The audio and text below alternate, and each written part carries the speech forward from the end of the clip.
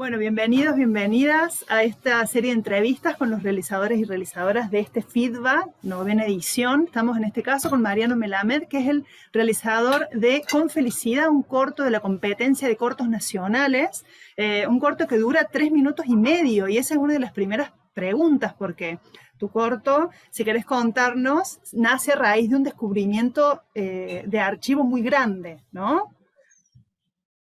Tal cual. Bueno, hola a todos. En verdad nace antes o nace como en simultáneo con otro archivo que yo estaba tratando de cazar, que está en Rosario.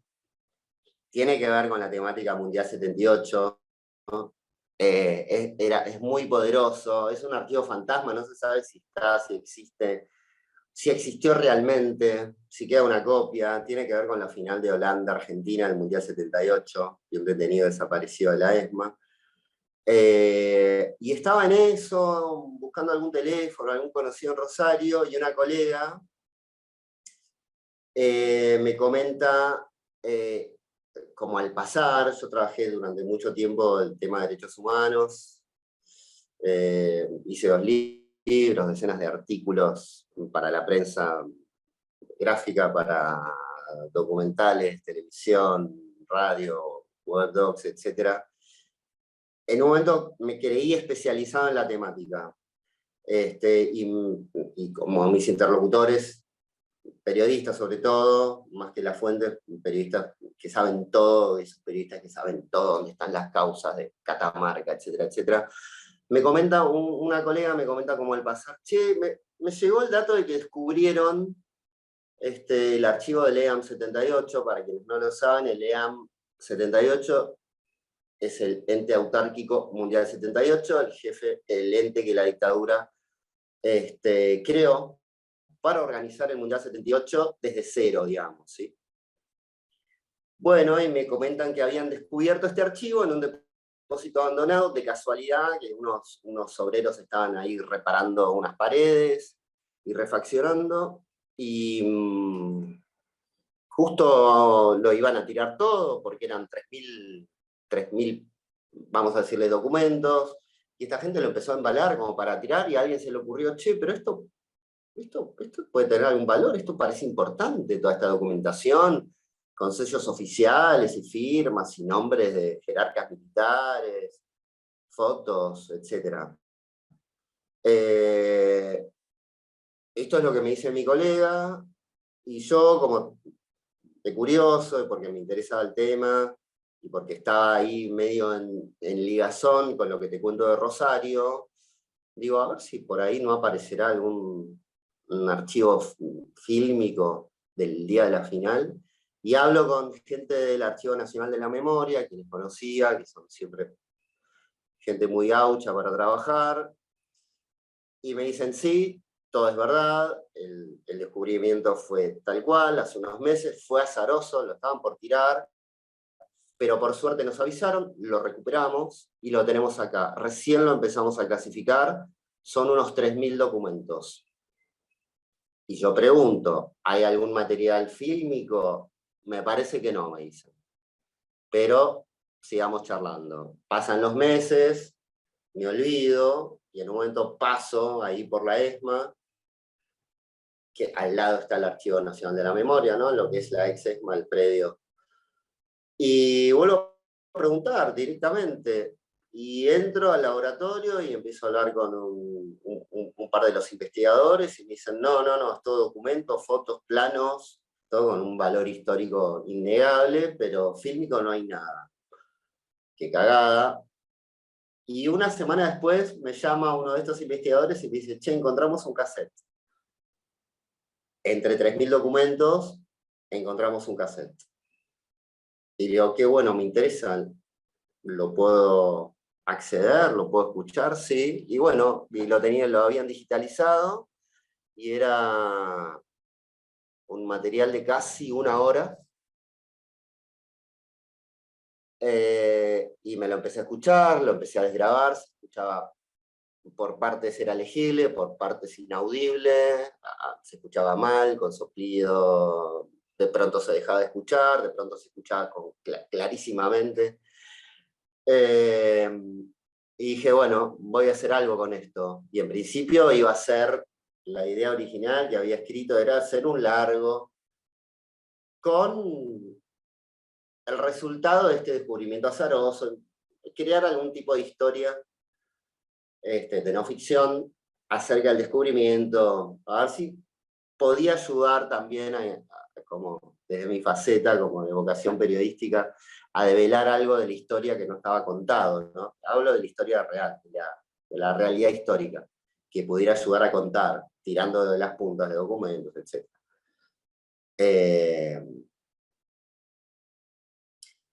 Y esa idea se fue diluyendo con los meses, cuando empecé a grabar, a desgrabar y empecé a cortar sonidos. Y en un momento ya no era un largo, ya no era una idea de largo, era una idea para un corto. Pero ¿qué tan corto quería que yo fuera ese corto? Y empecé a cortar algo que me estaba durando unos 20 y pico minutos entre cierto material audiovisual que me cedió, o me estaba cediendo, y me terminó cediendo un investigador, Sergio Santos, un investigador de Mendoza, que está como al rescate del patrimonio audiovisual de Mendoza. Y yo me estaba dando cuenta también de que se hacía como muy pesado y aburrido, que no iba a poder contar con contundencia lo que quería contar, y que la idea original de aquel corto, de aquel largo, no la iba a poder llevar a cabo en un corto, no tenía sentido, no tenía sentido. Entonces empecé a jugar, digamos, en el sentido de lo lúdico. Y empecé a meter placas y empecé a meterme en la cabeza de esa voz, digamos, de esa voz que se escucha en ese cassette que tiene ya más de 40 años de haberse grabado. Y ahí pensé en eso no sé si lo decía o que le atribuyen a Borges, que le preguntaban, Borges, ¿por qué no escribe novelas? Digo, ¿para qué voy a hacer algo tan largo si lo puedo contar en un cuento, digamos? Bueno, a años luz de Borges, como adopté como ese consejo, y dije, si lo puedo hacer corto y con contundencia, esto que quiero decir, de meterme en la cabeza de este milico, hagámoslo así. ¿Y qué es lo que yo quiero rescatar?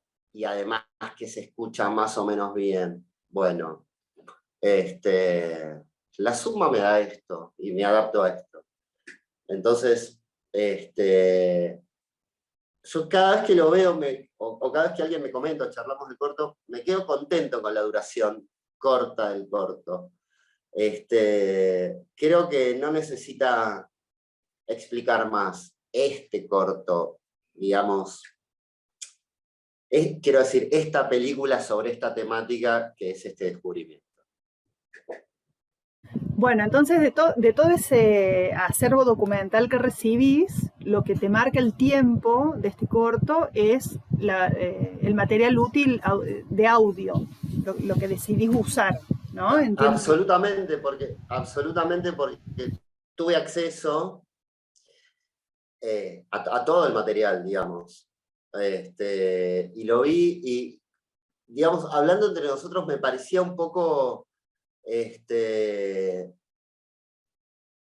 aburrido, hermético, ir por ese lado que, repito, hubiera terminado en un largo documental muy duro, y no tenía ganas de hacer eso.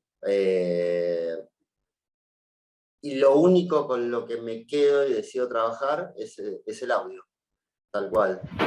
Había de todo, mirá que pude haber usado fotos, planos, documentos, pero dije, pues, será para otro proyecto, otra oportunidad. Acá hay que rescatar el valor de ese cassette solitario, perdido entre 3.000 documentos.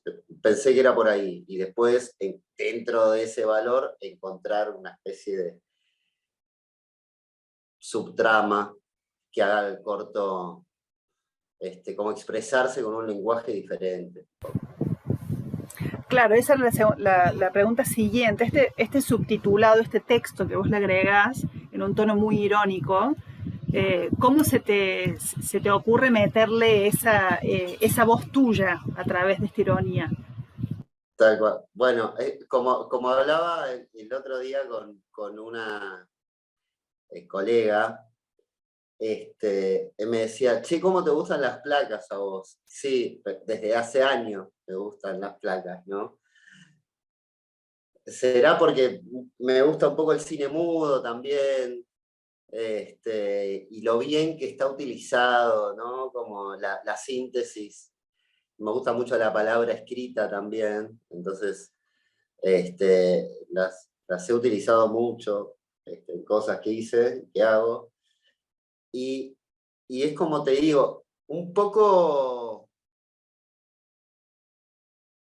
no quería poner una voz en off, que en un momento como probando cosas me lo estaba pidiendo, y dije, no, voy por las placas, voy a empezar a explicar algo del contexto.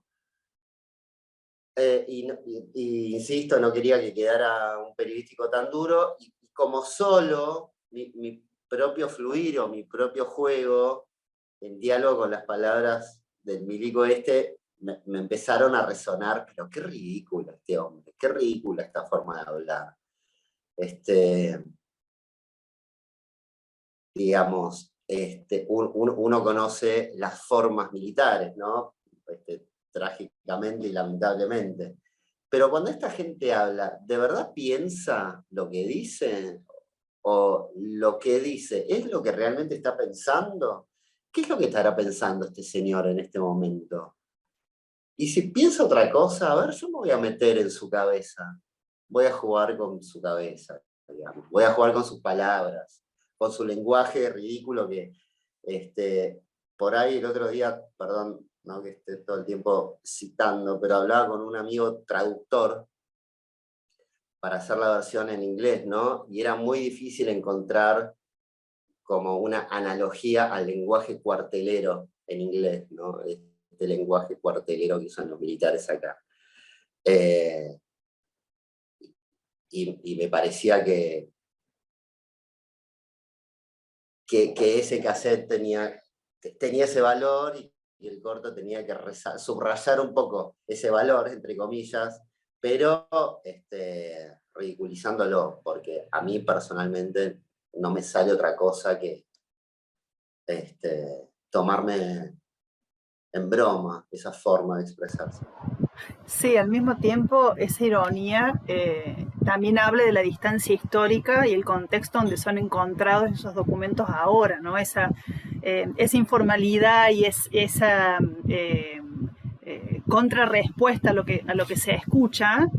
En el momento donde fue registrada esa voz, te costaba la vida, o sea, era imposible. Y pasaron muchos años hasta poder salir de ese modo. De hecho, la recepción que haces desde de lo ridículo, en tus palabras, es algo que se construye históricamente, ¿no? Después de toda la historia, después de los juicios, después de lo que sabemos, después de lo que conocemos, en ese momento no era ridículo. Absolutamente. Eran eufemismos, digamos, que es un poco lo que vos vas subrayando, como lo que realmente está significando. Sí, sí. Hay algo de lo que decís que incluso lo estoy pensando ahora, no solo después de los juicios, pero después de los indultos, no es lo mismo. Después de la reapertura de las causas, no es lo mismo.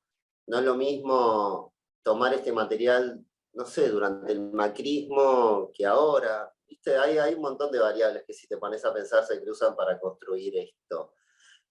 Siempre pienso en esto que vos decís de la gente que estaba escuchando a este señor en esa reunión. Ahí, bueno, está muy editado, pero yo te aseguro que en los 50 minutos de audio nadie dice ni pío, nadie dice ni hola, nadie le dice, pero señor, ¿no le parece porque entre las cosas medio inaudibles que en un momento pensaba usar y después lo descarté, el tipo repasa el código de vestimenta para hombres y para mujeres. Y otra serie de hábitos y conductas que el personal ahí del mundial tenía que observar.